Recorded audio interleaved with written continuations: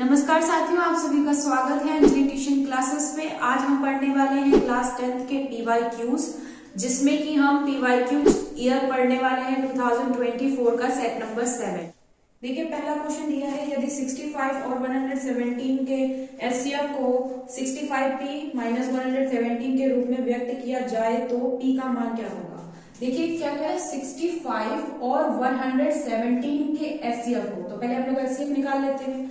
इसका एचसीएफ हो गया, ये आपका गया 1 बार, यहाँ हो गया 65, माइनस कीजिए, यहाँ पे बचेगा 2, यहाँ पे बचा 5 और फिर उसके बाद में इसी संख्या को यहाँ पर लिख दिया जाता है, तो ये जाएगा 1 बार 52 हो जाएगा, यहाँ पर माइनस कीजिए, 5 में 2 जाएगा 3 बचेगा, 6 में 5 जाएगा 1 बचेगा, फिर 13 में फिर 52 का दिया जाता है, तो फिर लिख दीजिए 52 और 13 4 जा 52, ठीक है। तो यानी इन दोनों का एचसीएफ हो गया 13 को क्या लिख सकते हैं बेटा, 65p माइनस 117 के बराबर लिख सकते हैं, है ना। 65p माइनस 117 के बराबर हमको लिखना है इसका मासा यानी कि एचसीएफ, यानी कि 65p बराबर, ये जुड़ जाएगा जाकर के 7 और 3 0, 1 कैरी 130, ठीक है। p is equal to 130 upon 65, जो कि आपको पता है कि 2 बार जाता है, ठीक है। तो 2 बार पूरा पूरा चला गया, तो दिस इज योर आंसर। देखिए नेक्स्ट क्वेश्चन दिया है 2 नंबर, लिखा है 2 tan 45 upon 1 plus tan square 45।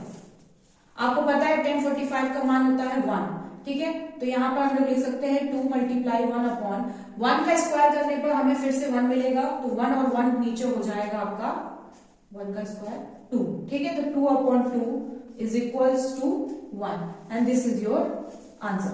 Note कीजिए।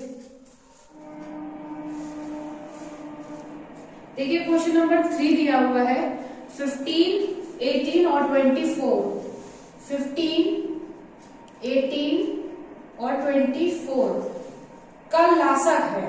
तो लासक निकालने की 2 विधियां होती हैं, एक भाग विधि और एक गुणनखंड विधि, ठीक है। हम लोग यहाँ पे निकालते हैं, 2 से डिवाइड जा रहा है 18 और 24 में, तो हम लोग डिवाइड देते हैं, 2 9 जा 18, 2 12 जा 24, फिर 2 से जा रहा है बेटा, यहाँ हो गया 15, 9 और 6, फिर 2 से जा रहा है 15, 9 एंड 3, अब 3 से जा रहा है, 3 5 जा 15, 3 3 जा 9, 3 1 जा 3, फिर 3 से जा रहा है 5 1 1, फिर 5 से जा रहा है 1 1 एंड 1, ठीक। 2 2 जा 4, 4 2 जा 8, 8 3 जा 24, 24 3 जा 72, 72 5 जा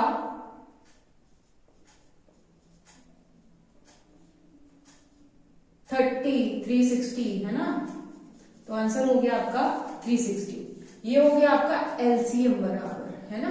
हिंदी हम लोग लासा बराबर लिखेंगे, ठीक है। नेक्स्ट क्वेश्चन नंबर 4 दिया है बेटा आपको, 148 अपॉन 185 का सरलतम रूप कीजिए, मतलब सरलतम मतलब छांटिए, इसको काटे। तो देखते हैं बेटा, यहाँ 8 दिया, यहाँ 5 दिया, पहले जोड़ते हैं, 8 4 12 और 1 13, 3 से भी नहीं जा रहा है, 2 से भी नहीं जा रहा है, समझ नहीं आ रहा किससे जा रहा है। चलिए देखते हैं इसका गुणनफल निकाल के, 148 का गुणनफल निकालो बेटा। 2 से जा रहा है, काटो, 2 7 जा 14, 2 4 जा 8, फिर 2 से जा रहा है, 2 3 जा 6, 2 7 जा 14 और 37 तो प्राइम नंबर है तो वो खुद से ही जाएगा, ठीक है। नेक्स्ट दिया हुआ है 185, बेटा ये 3 से तो जा नहीं रहा था बट 5 से जा रहा है, तो 5 3 जा 15 और बचे 3 5 7 जा 35, तो 37 से ही जाएगा। दोनों में एक चीज कॉमन दिख गई हमको, है ना। 148 को हम लोग लिख सकते हैं 2 मल्टीप्लाई 37 और नीचे 185 को हम लिख सकते हैं 5 मल्टीप्लाई 37, 37 से 37 कैंसिल, 2 2 जा 4 अपॉन 5, तो दिस इज योर आंसर। नहीं समझ में आता है किससे कट रहा है किससे जाएगा, तो आप इसके गुणनखंड निकाल लीजिए, गुणनखंड करने के बाद में जो सिमिलर हो उनको काट दीजिए और उसके बाद में मल्टीप्लाई करके लिख दीजिए, ठीक है। ये हो गया आपका 4 नंबर। देखिए क्वेश्चन नंबर 5 को दिया है, p के किस मान के लिए समीकरण 3x minus y plus 8 is equals to 0 and 6x minus py is equals to 16। बेटा ये 16 उधर लिखा है तो इसको हम इधर ले आते हैं, तो यहां पर ये हो जाएगा माइनस का 16 इज इक्वल्स टू 0। तो इन्होंने कहा समपाती रेखाएं हैं। समपाती रेखाओं में हमने पढ़ा था कि a1 upon a2 is equals to b1 upon b2 is equals to c1 upon c2 होता है। ये कंपलसरी है, तभी होता है तभी समपाती होती है ना।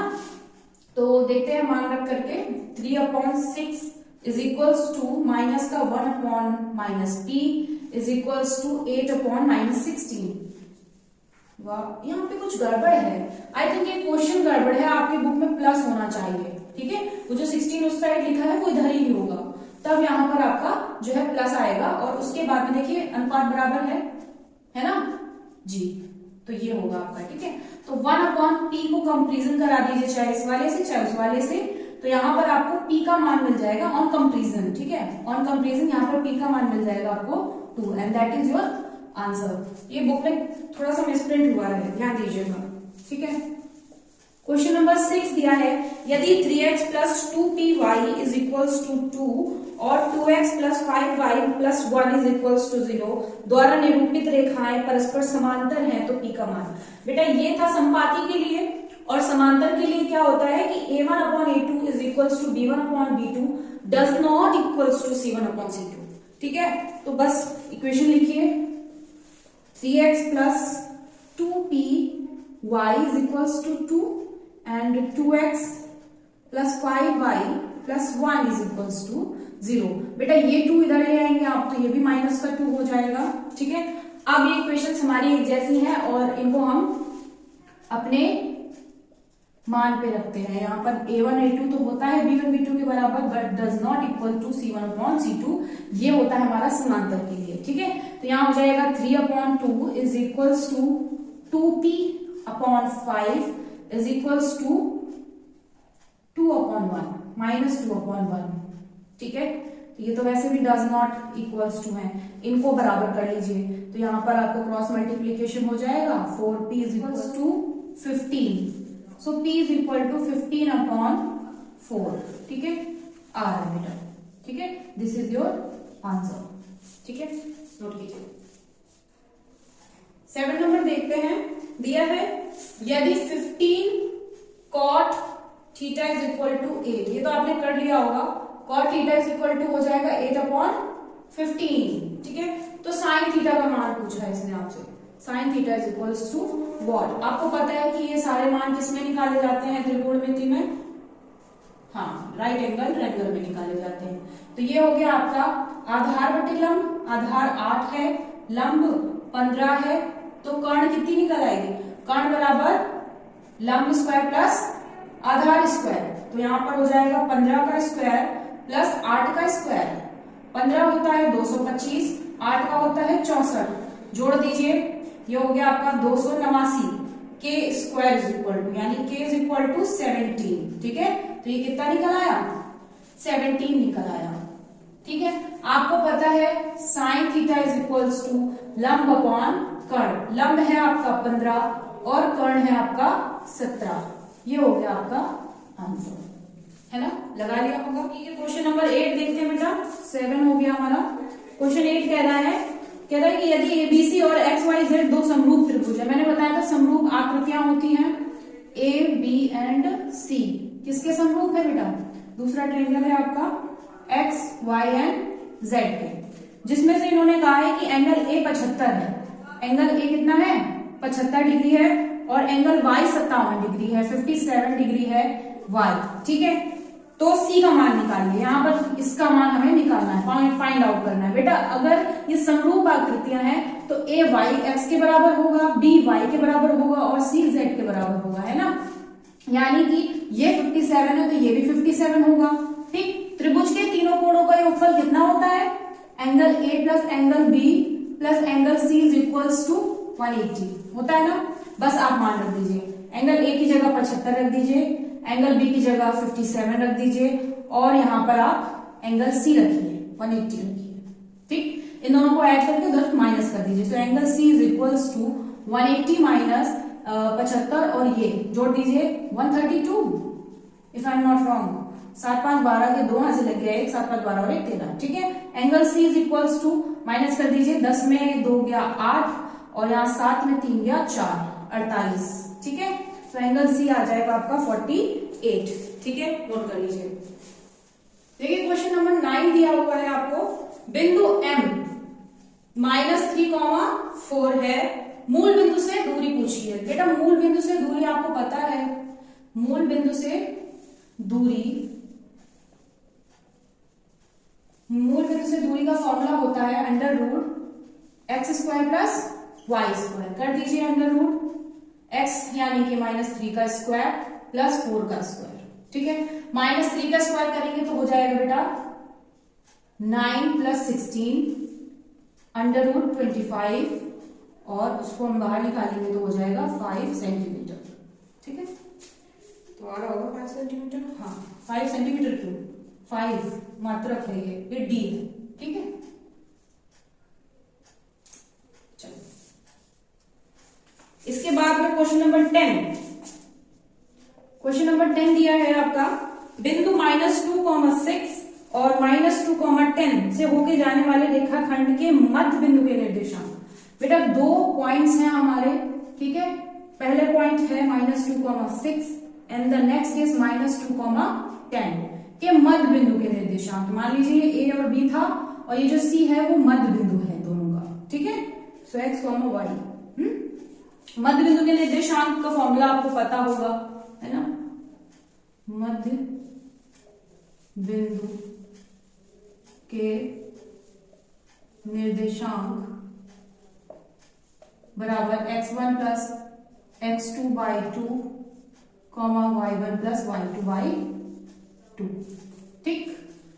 कर दीजिए, यहां पर x1 हो जाएगा ये और y1 ये हो जाएगा, x2 ये y2 ये, ठीक है। लिख दूं x1 y1 x2 y2, ठीक है। चलिए x1 है आपका -2, x2 है -2/2, y1 है आपका 6 + 10/2, देख लीजिए -4/2 और यहाँ 16/2, कैंसिल कर दीजिए, कट रहा है दोनों, तो -2,8, ठीक है। ये हो जाएंगे मध्य बिंदु के निर्देशांक, नोट कर लीजिए, ठीक है। तो बढ़ते हैं अगले क्वेश्चन में। क्वेश्चन नंबर 11 दिया है बेटा, दिया है किसी समबाहु त्रिभुज में। समबाहु का मतलब क्या होता है, मैंने कॉन्सेप्ट सीरीज में आप लोगों को समझा रखा है। समबाहु का मतलब है कि एक ऐसा एंगल, ऐसा ट्रायंगल जिसकी तीनों भुजाएं आपस में बराबर हो, ठीक, और प्रत्येक कोण कितने अंश का हो, 60 डिग्री का हो, ठीक। अच्छा तो क्या कह रहा है, यहां कह रहा है AD is perpendicular to BC, ठीक है। A से D जो है, AD जो है वो परपेंडिकुलर है टू BC पर, ठीक है।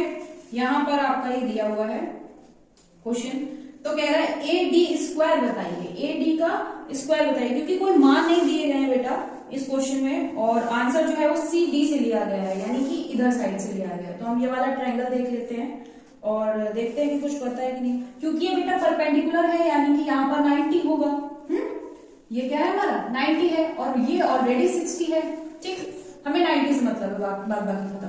तो यहां से हम क्या कर लेते हैं, क्योंकि हमें AD चाहिए और आंसर CD में लिखना है, तो लंब और आधार यानी कि 10 है ना, 10 कौन सा 60, 10 60 इज इक्वल टू, ये एंगल ही तो लिया जाता है, 10 60 इज इक्वल्स टू AD/CD या BC जो भी आप लिखना चाहें। 10 60 का मान √3/1 इज इक्वल्स टू AD/CD।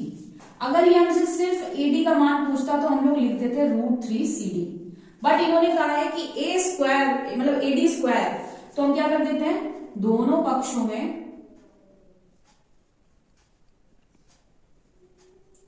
का वर्ग करने पर, ठीक है, वर्ग कर देंगे तो आपको पता है कि AD² is equals to 3CD², तो ये आपका आंसर हो जाएगा 3CD², आंसर मिल गया D नंबर, ठीक है। नेक्स्ट देखते हैं क्वेश्चन नंबर 12, दिया है त्रिभुज ABCD के शीर्ष दिए गए हैं। चलिए पहले हम लोग त्रिभुज बना लेते हैं अपना, ABCD सी, ठीक है, एबीसी। एबीसी के सीट्स है, पहले है 7, 5, 5, 7, -3, 3। यदि बीसी का मध्य बिंदु डी है, बीसी का मध्य बिंदु ये डी है, ठीक है, तो ए डी की माप होगी। बेटा ए डी की माप पूछी है इन्होंने, उसके लिए हमें डी के निर्देशांक पता होने चाहिए, और क्योंकि जब डी है वो बीसी का मध्य बिंदु है, तो डी के निर्देशांक निकालेंगे हम, ठीक है। डी के निर्देशांक निकालेंगे x1 + x2/2 करके, मध्य बिंदु के निर्देशांक निकालेंगे ना इसमें, क्योंकि उसने बोल दिया कि ये इन दोनों का मध्य बिंदु है, तो यहां पर x1 y1 ये है, x2 y2 ये है। रख दीजिए बेटा, हो जाएगा 5 - 3/2, 7 + 3/2, यहां पर हो जाएगा 5 में 2 जाएगा आपका, 3 जाएगा 2/2, और 10/2 ये हो गया आपका 1, एंड ये हो गया आपका 5। इसका मतलब जो हमें यहां पर मिला है, ये मिला हमें 1,5, क्योंकि इन्होंने एडी की माप पूछी है, लंबाई पूछी है, डिस्टेंस पूछी है, तो हम डिस्टेंस का फॉर्मूला लगा देंगे। Can I erase this? Okay, give me 5 minutes. Okay, so D के निर्देशांक हमने निकाल लिए हैं, अब हम एडी की माप निकालेंगे, वो भी किसके फॉर्मूले से? बीच की दूरी के फॉर्मूले से। You know that d is equals to x2 - x1 का whole square plus y2 - y1 का होल स्क्वायर। यहां पर x2 x1 क्या होंगे? यहां पर आप a को x1 x2 और d को x2 और y2 ले सकते हैं, ठीक है। यहां पर चाहे आप लिख लीजिए 7,5 और 1,5, तो आपको कंफ्यूजन नहीं होगी x1 y1 x2 y2 करने में। चलिए करते हैं। यहां पर हो जाएगा 1 - 7 का होल स्क्वायर प्लस 5 - 5 का होल स्क्वायर, ये तो गया, बचा हमारे पास में ये सिंगल, तो ये माइनस हो जाएगा, आपका हो जाएगा 6 माइनस का, और जब हम उसका स्क्वायर करेंगे तो हमें मिलेगा 36, एंड 36 जो है वो 6 का होता है, ठीक है। तो इसका आंसर हो जाएगा 6 मात्रक। ठीक है बेटा, अगला क्वेश्चन दिया है 30 नंबर, दिया है sec theta is equals to 2। So theta का मान निकालना है, इससे ज्यादा सिंपल सवाल क्या होगा बेटा? यहां पर हो जाएगा sec theta is equal to sec 60।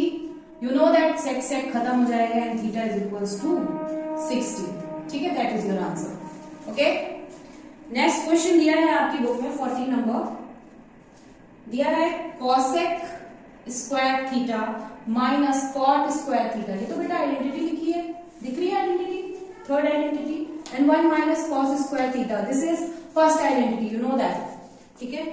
का मान निकालना है, एक्चुअली बहुत सरल है, ये हमारी थर्ड आइडेंटिटी है, इसका मान आपको पता है कि 1 होता है, और ये फर्स्ट आइडेंटिटी से बनाया गया है, मतलब sine square theta plus cos square theta is equals to 1 होती है, तो कॉस को उधर ले जाएंगे तो हम लिखेंगे कि sine square theta is equal to 1 minus cos square theta, ठीक। तो 1 माइनस कॉस स्क्वायर थीटा को हम क्या लिख सकते हैं? Sign square theta. आंसर क्या है? साइन स्क्वायर थीटा आंसर है, ठीक है, चेंज भी नहीं करना, नो चेंजमेंट, बस यही आंसर देगा सिंपल सा, ठीक। चलिए नेक्स्ट देखते हैं 15 नंबर क्वेश्चन, दिया हुआ एक लंबवृत्तीय बेलन के आधार का क्षेत्रफल। बेटा बेलन का आधार आपको पता है, बेलन की आकृति कुछ इस तरीके की होती है, बेलन के आधार में वृत्त ही तो होता है, ठीक है, और वृत्त का क्षेत्रफल आपको पता है पाई आर स्क्वायर होता है। क्या होता है? Pi R square is equals to 9 pi. तो बेटा यहाँ पर pi R square is equals to 9 pi, pi से पाई खत्म, R is equals to √9, so R is equals to 3, ठीक है। आर कितनी निकल आएगी? 3 सेंटीमीटर। उसने देखिए पूछा क्या है आपसे, उसने आधार की त्रिज्या ही पूछी है, तो ये आ गया आपका आंसर 3, ठीक है। चलिए देखते हैं next number, question number 16, 4 centimetre त्रिज्या वाले वृत्त के अंतर्गत खींचे जा सकने वाले वर्ग का क्षेत्रफल, मतलब वृत्त है आपका, उसकी त्रिज्या है 4 सेंटीमीटर, ठीक है। तो त्रिज्या कितनी है? 4 सेंटीमीटर। मान लेती हूँ यहाँ पे मैंने इसका एक व्यास बना लिया, व्यास हो जाएगी आपकी 4 4 8, ठीक है, 4 4 8 सेंटीमीटर। अब इसका हम इसके परिता ऐसे करके ऐसे वृत्त आराम से वर्ग बना देते हैं, वृत्त के अंतर्गत हमको वर्ग बनाना है, ठीक है, क्योंकि उसने कहा कि उसके अंतर्गत खींचा जा सकने वाला, ठीक है, खींचा जा सकने वाला वर्ग का क्षेत्रफल। अच्छा, तो वर्ग हम लोग जानते हैं कि सारी भुजाएं वर्ग की क्या होती हैं, बराबर होती है ना। तो अगर हम यहाँ से, और क्योंकि प्रत्येक कोण 90 अंश का होता है, तो यहां से अगर हम देखें तो ये हमको एक क्या नाम समकोण त्रिभुज दिख रहा है ना। तो समकोण त्रिभुज के हिसाब से हमको यहाँ पर कर्ण स्क्वायर इक्वल्स टू लंब स्क्वायर प्लस आधार स्क्वायर फॉर्मूला मिल सकता है। कर्ण हमारी 8 है, लंब a है और आधार भी a है, तो ये हो जाएगा आपका 64 बराबर a square plus a square यानी कि 2a स्क्वायर, और 2a square is equals to 64, a square is equals to क्या हो जाएगा 32। और शायद हमको क्षेत्रफल ही पूछा है, और क्योंकि आपको पता है कि वर्ग का क्षेत्रफल होता है a स्क्वायर, तो a स्क्वायर का आंसर हो जाएगा आपका 32 सेंटीमीटर स्क्वायर, ये आंसर आ रहा है आपका, ठीक है। चलिए जल्दी इस नोट कर लीजिए। ये वर्ग अंतराल 3 से 5, 5 से 7, 7 से 9, 9 से 11, और इसकी फ्रीक्वेंसी यानी कि बारंबारता दी हुई है F43113, ठीक है, उल्टा बोलिए। तो इसका हमें माध्य बताना है। माध्य को निकालने की 3 विधियां हम लोगों ने पढ़ी है अपने सिलेबस में, तो हम लोग पहली विधि लगा लेते हैं क्योंकि बहुत छोटा आंकड़ा है, ज्यादा हमको करना नहीं है, ठीक है। 3 और 5 को जोड़ दिया जाता है और उसके अपॉन में 2 किया जाता है, x निकालने के लिए किया जाता है, तो ये हो जाएगा 8/2 यानी कि 4। यहाँ पर हो गया 12/2 यानी कि 6, और यह हो गया आपका 16/2 यानी 8, ये हो गया आपका 20/2 यानी कि 10, ठीक है। चलिए fx कर दीजिए, f का x में मल्टीप्लीकेशन कर दीजिए, 4 चौको 16, 6 दूनी 12, 8 एकम 8, 3 दाम 30। बेटा हमें किसकी जरूरत पड़ती है, सिग्मा fx की जरूरत पड़ती है और सिग्मा f की जरूरत पड़ती है। जोड़ दीजिए, 4 2 6 7 और 3 10, और यहाँ पर हमारा हो गया 8 2 10 6 16, 6 यहाँ से लग गया 1 3 4 5 6, ठीक 66। और यहाँ पर हमें माध्य निकालना है, तो इसका सिंपल सा फॉर्मूला है sigma fx upon sigma f। Sigma fx है 66 अपॉन 10, यहाँ पर पॉइंट रख दीजिए, ये आपका हो गया माध्य बराबर 6.6, ठीक है। This is your answer, note कीजिए। एक पासा फेंका गया है, ठीक है। नेक्स्ट 18 नंबर कह रहा है एक पासा फेंका गया है, एक बार फेंका जाता है, ठीक है, उसको 2 बार नहीं फेंक रहे हैं, एक ही बार फेंक रहे हैं। तो एक पासा है, 18 नंबर क्वेश्चन, पासा है तो आपको पता है कि पासे में मैक्सिमम सैंपल स्पेस क्या हो सकता है, परिणाम क्या मिल सकते हैं हम लोगों को, मैक्सिमम सैंपल स्पेस हम लोगों को मिल जाएंगे, पासा है क्योंकि, तो 1, 2, 3, 4, 5, 6 यानी कि टोटल मिल सकते हैं 6। चलिए पूछा क्या है इन्होंने, तो एक अभाज्य संख्या होने की प्रायिकता, अभाज्य संख्या कितनी है इसमें, अभाज्य संख्या क्या होती है,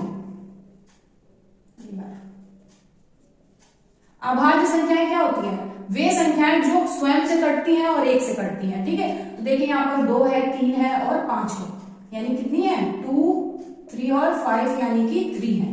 तो सॉरी क्या लिख रही हूं मैं, 3 है, ठीक है। चलिए इसमें प्रायिकता उन्होंने पूछी है, तो प्रायिकता निकालते हैं हम लोग। प्रायिकता इज इक्वल्स टू 3/6, है ना। जितनी हमें अभाज्य संख्या की पूछी है, तो अभाज्य संख्या कितनी आ सकती है, 3 आ सकती है, और कितने में आ सकती है, टोटल है हमारा 6। चलिए डिवाइड दे दीजिए, तो प्रायिकता हो जाएगी आपकी 1/2, हाफ आ जाएगी, ठीक है, आंसर आ रहा है। चलिए 19 नंबर देखिए, फॉर्मूला होता है 3 माध्यक, माध्य और माध्यक वाला फॉर्मूले का संबंध पूछा है, 3 माध्यक बराबर बहुलक प्लस 2 माध्य, ठीक है। चलिए रख दीजिए यहाँ पर, ये आपका दिया हुआ है, माध्यक दिया है यानी माध्यिका दी है 21, बहुलक आपसे पूछा है, और माध्य दिया है आपको 2 × 20.5। चलिए करा दीजिए, बहुलक को हम इधर ले आते हैं, एक साइड रख लेते हैं, बहुलक बराबर, ये वाला इधर माइनस होगा करके, तो यहाँ पर गुणा करा लो, 3 एकम 3, 3 दूना 6 माइनस 2 पंचे 10 और 2 एकम 2 क्या 41 हो जाएगा, है ना। 2 पंचे 10, 0 खत्म हो जाएगा। भाई समझ में आया कि नहीं, मैं करके दिखा दूंगा। 20.5 मल्टीप्लाई 2, 2 5 जब 10 0 मतलब पूरा लिख ही जाएगा, 1 के 0 की वजह से 2 2 4, ठीक है 41। तो यहाँ पर माइनस कर दीजिए, 3 में 1 गया 2, 6 में 2 गया 2, 22 आ जाएगा आंसर, ठीक है। बहुलक आ गया आपका 22। देखिए 20 नंबर क्वेश्चन, निम्नलिखित में से कौन सी प्रायिकता की घटना जो है वो प्रायिकता नहीं है, घटना जो है वो प्रायिकता नहीं हो सकती है। चलिए देखिए, पहला दिया है 4/3, भाग दीजिए इसमें।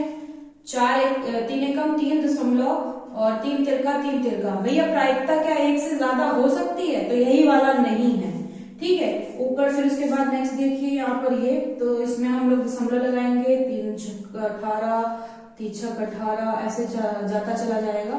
तो ये हमारा देखिए 0 मतलब 1 से छोटा है, ये चल जाएगा। 1 हो सकती है, हाँ हो जाएगी। 3/5 ये भी आपकी फिर से हो गई 0.06, मतलब 0.06, ठीक है। तो यहाँ पर बेटा कौन सी प्रायिकता नहीं होगी? नंबर 1 प्रायिकता नहीं होगी। प्रायिकता बेटा एक से ज्यादा नहीं हो सकती है, इसलिए यहाँ पर पहला वाला आंसर हो जाता है, ठीक है। यहाँ से आपके एमसीक्यूज खत्म हो जाते हैं और अब आपके पास बचे हैं वर्णात्मक प्रश्न, ठीक है। तो वर्णात्मक प्रश्नों को हम करेंगे अपने पार्ट बी में। पार्ट बी देखना मत भूलिएगा। तब तक के लिए धन्यवाद।